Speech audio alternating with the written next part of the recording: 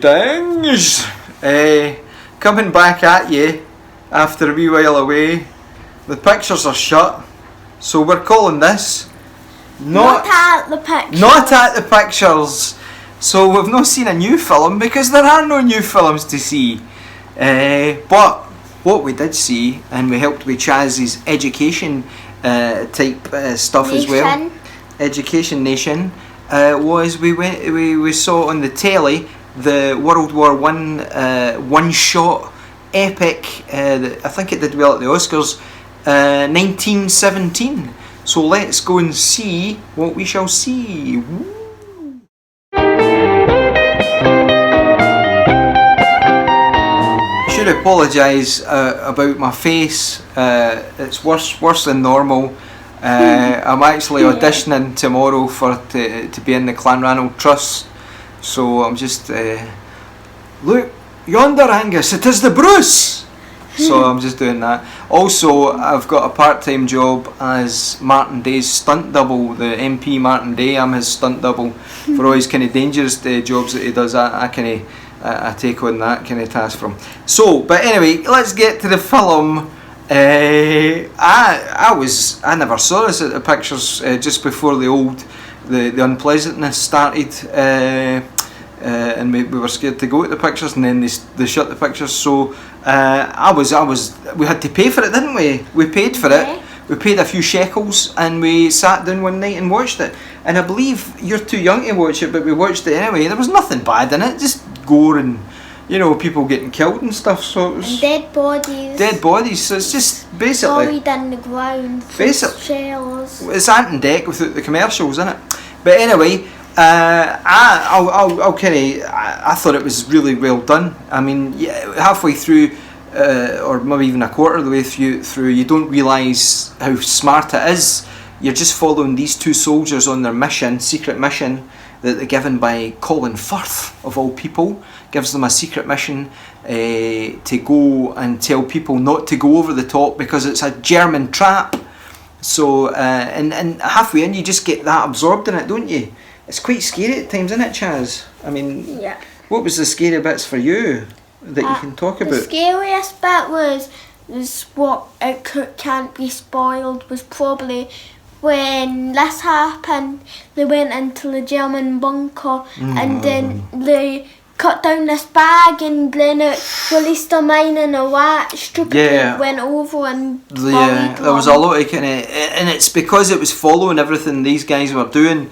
It was right, the camera was in close and it was going in front of them, and then it was going behind them, but it was always following them. There's even a bit where a plane crashes. I'm not spoiling things for that, but there's things like that happen. And the story's really good as well. The acting's brilliant.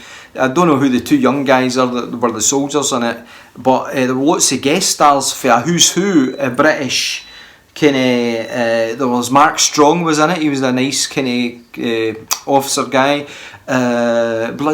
Benedict Cumberbum. He was in it near the end. That's the person they had to report to. Yeah. So he was in it. They had to warn. God, who else was in it as well? Who else was in it? It was like, I don't even know much. Not that much famous people. No, there weren't. Daniel Mays. He's always in these kind of things. He was right in it early on. But it's you can tell it's had a great effect on us. But I mean, it was helped with you because you're learning about the First World War, aren't you? Yes. And all that. So it was good for you to see actual guys. What did you think when they climbed over into no man's land? It was quite scary, that bit, eh? Yeah. No man's. If you don't know what no man's land is, where it's called no man's land because no man goes there because it's the middle of the battlefield. So right there they have the British and German trenches, and in the middle it's just a big flat zone with nothing in it, just weird stuff I don't even want to know. Oh, yeah, lots of things. I mean, you got quite emotional towards the end and everything like that because it was quite sad. But there was the gore. We're all being desensitised to it and all that over the years. But some of these things that the guys had to put up with was terrible. This is overtaken now. This is probably my favourite First World War film. I used to like a film, Chaz. I'll need to show it to you. Gallipoli with Mel Gibson. About two runners in Australia. It's the Anzacs, and they get put into the First World War and stuff like that. That's a cracking film. But this is it's going to change the way films are made. One continuous. I know it wasn't continuous. It looked like it was the way. It just followed them from start to finish. Yeah. For their lines right through to the one. The thing they done was able to make drones to fly around. Did they? Yeah, that's how they done it, drones. Oh, you've spoiled that. I don't know. Did they? How did you know that? There was a special thing on at the cinema. We can't even say it. We've not been there that long. I think you must have forgotten, but I remember that it's filmed by that. Oh well, yeah, great film. Oh, who was the other guest stars? I can't even remember my own name in this bloody lockdown. Right, Benedict Cumberbatch. Cumberpatch Kid. But Colin Firth, the big general. Mark Strong, could have been James Bond if he'd had hair. Mark Strong. God, there was another one. Can't remember. He met a lot of these guys in the way, and the Germans come off quite badly. I know, they are the baddies in a lot of these things. I know one. What? Not spoiling, what? But there's a German pilot and he's the villain and the surprise villain and what was it, the last... Mission Impossible? Yeah, the last Mission Impossible. Impossible. He's famous and all, but that's going to annoy me. But anyway, let's get to the marks. Back in the lockdown room. Anyway...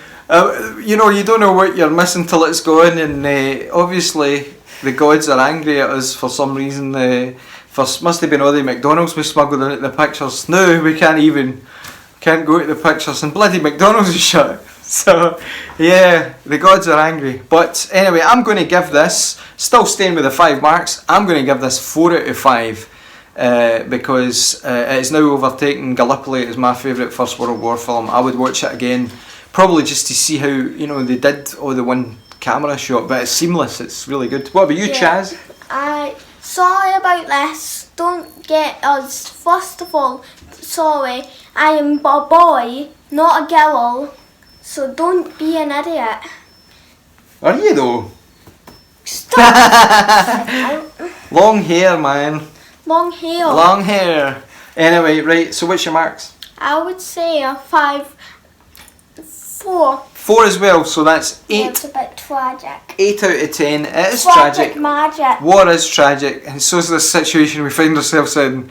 But that was not at the cinema, so hopefully we'll maybe have enough money to pay for another kind of semi-new film, and we'll come right back at you with something like that. But anyway, stay safe, wash your hands, don't pick your nose.